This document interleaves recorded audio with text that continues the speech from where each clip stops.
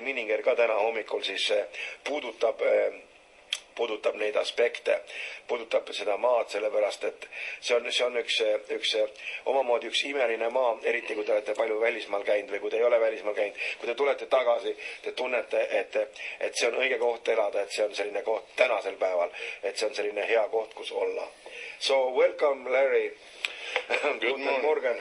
Good morning. I'm very happy to be with you, Timor, and all of Estonia. Ma olen siin siis täna teiega ja mul on väga hea meel olla koos teiega siin, ütleb Larry. I speak congratulations and blessings to Estonians on this Independence Day. Ma räägin sellele iseseisvuspäeva peale siis õnnistusi ja õnnitlusi sellele päevale. And my wife and I are celebrating with you today. Ja meie oma naisega siis samamoodi pühitseme tänast päeva. It might surprise some of you to know that we were here during that day. Et mõned teaks, et me oleme siin, et selle päeval olla. My wife was down on Freedom Square handing out tracts. Mu naine oli siis all tänavatel ja tegutses. She was handing out little booklets. Hoidis neid väikseid raamatuid ja traktaate.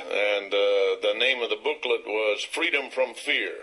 Ja selle traktaadi nimi siis tol ajal oli, mida nad siis jagasid vabadusaegadel, oli vabadus hirmust. And there was some fear in the air.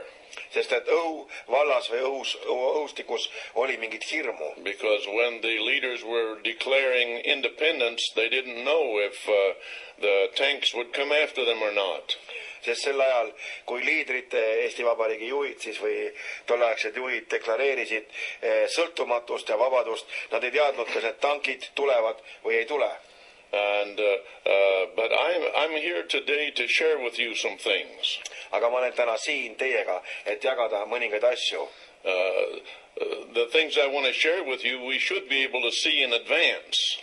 Et asjad, mida ma jagan, neid me peaks nagu olema siis võimelised lõpuks hoomama. But if we didn't see them in advance, we can look back with 20/20 eyesight. Perfect eyesight. Me võime siis vaadata seda, tähendab silmitseda siis tagasi mingi aja pärast.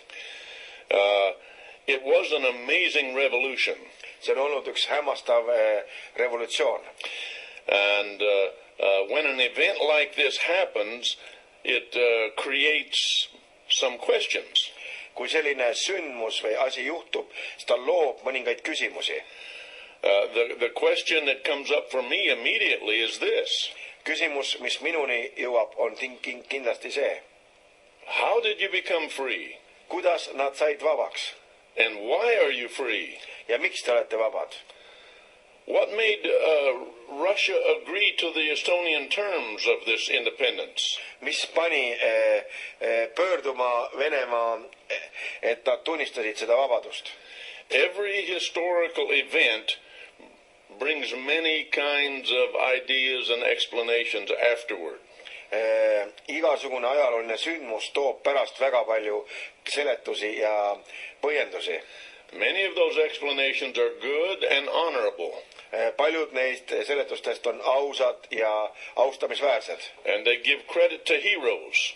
Ja nad annavad nagu ruumi kangelastele. And we need to give credit where credit is due, yes. Ja ka meie peame andma sinna au, kuhu see kuulub. But often in the process we miss the biggest truth. Aga tihti selle protsessi sees me kaotame suurima tõe. I want to offer you today an explanation of why you are free. Ma tahan täna pakkuda teile välja seletust või ohvrit, miks te olete vabad. First of all, it's not because you outsmarted the Russians. Esiteks punkt 1, et te ei ole mitte targemad kui venelased. And I know that it's mostly Russians listening today. Mostly Estonians listening today. Ma tean, et enamuses praegu nagu Eesti elanikkond kuulab seda. But I think a true statement is this. Aga ma usun, et tõeline nagu teadaane või teadvustus oleks selline. You're not free, Estonia, because you were better than the Russians. Et te ei ole mitte sellepärast vabad, et te olete paremad kui venelased. You're really free because some people prayed during the time of occupation. Te olete tõeliselt vabad, sellepärast, et mõned inimesed on okupatsiooni ajal palvetanud. And then when August 20th came, Ja siis, kui 20. august tuli, that day simply came up before the Lord. siis see päev lihtsalt jõudis Jumala ette. It might be a little bit of a surprise to you, See võib sulle tunduda natukene üllatav. but God was planning your independence all along. Aga Jumal on ette planeerinud seda meie vabadust juba pika aja. If any of us could actually go to heaven and go to God's office, we could look on his calendar and find August 20th. Kui keegi meist suudaks minna või suudaks minna Jumala kontorisse taevas ja näha seal seda tema ajamärkmikut või tema plaane, siis sinna märkmikus oleks kirjutatud olnud ette plaan, tähendab 20. august. Before God created the world, Sest enne kui Jumal lõi maailma, he planned August 20th for Estonia. ta planeeris 20. august Eestimaa jaoks.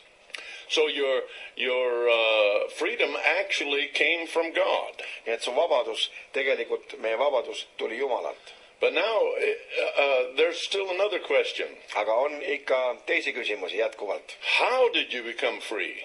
Kuidas see sai vabaks? God caused the occupying force to be surprised at your boldness of singing. God caused the Russians to be surprised Jumal nagu pani venelased hämmastuma, when they heard you singing in the revolution. Kui rahvas laulis laulvat revolutsiooni. And they were surprised that you would be bold enough to stand up and declare independence.